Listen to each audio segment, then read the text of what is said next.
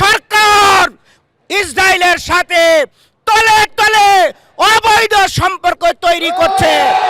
আমরা বলতে চাই, এই সরকার যদি তলে তলে ইসরায়েলের সাথে সম্পর্ক তৈরি করে, তাহলে এই দেশের জনগণ তোদেরকে ছাড় দিবে না।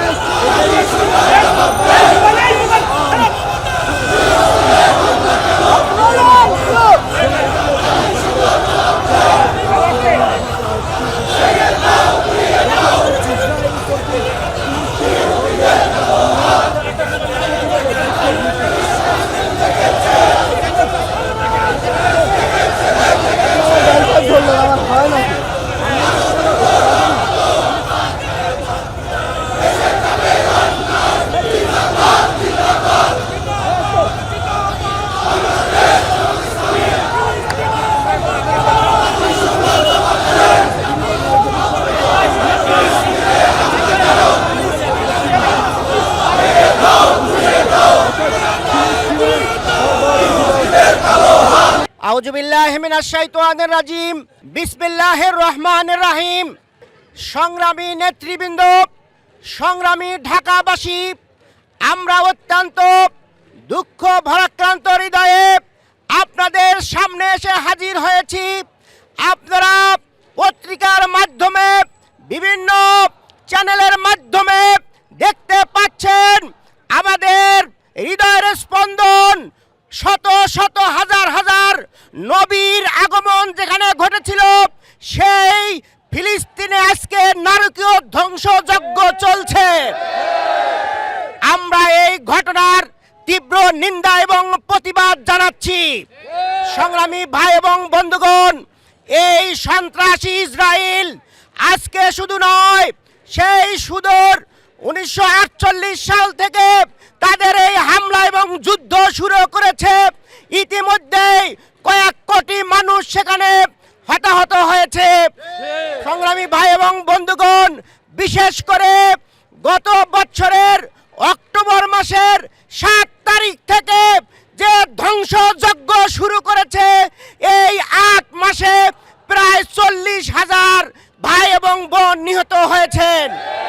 সংগ্রামী ভাই এবং বন্ধুগণ, এই নিহতের মধ্যে বেশিরভাগই রয়েছেন শিশু এবং নারী, বেসামরিক লোকজন।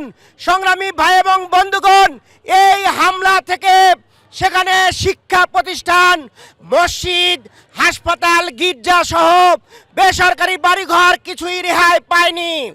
সংগ্রামী ভাই এবং বন্ধুগণ, ইতিমধ্যেই সেখানে মানবিক বিপর্যয়ের সৃষ্টি হয়েছে। খাদ্য পানীয়র অভাব দেখা দিয়েছে। দক্ষিণ গাজায় আজকে দুর্ভিক্ষ হানা দিয়েছে। আমরা এই ধরনের একটি মুহূর্তে মুসলমানরা বসে থাকতে পারি না। আমরা বিশ্ব মুসলিমকে জানাবো, ঐক্যবদ্ধভাবে এই ঘটনার তীব্র নিন্দা এবং প্রতিবাদ জানান।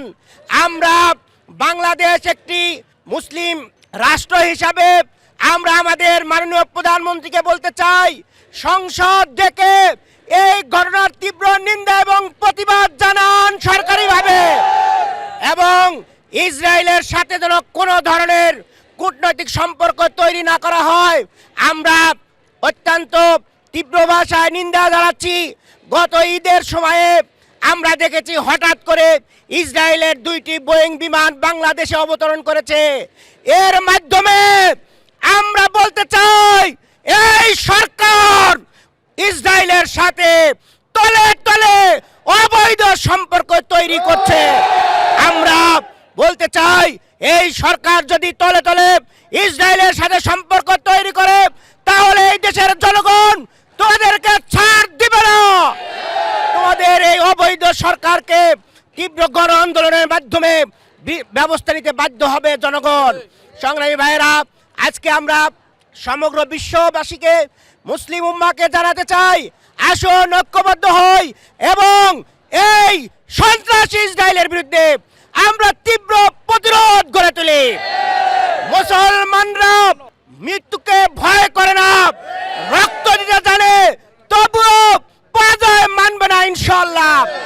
এবং আমরা আজকে বাংলাদেশের আপামর জনসাধারণকে ইসরায়েলের পণ্য বর্জন করার জন্য উদাত্ত আহ্বান জানাচ্ছি। আগামী দিনের সকল কর্মসূচিতে অংশগ্রহণ করার মাধ্যমে আমাদের এই আন্দোলন সংগ্রামকে এগিয়ে নিয়ে যাওয়ার উদাত্ত আহ্বান জানিয়ে আমার বক্তব্য এখানে শেষ করছি। আল্লাহ হাফেজ।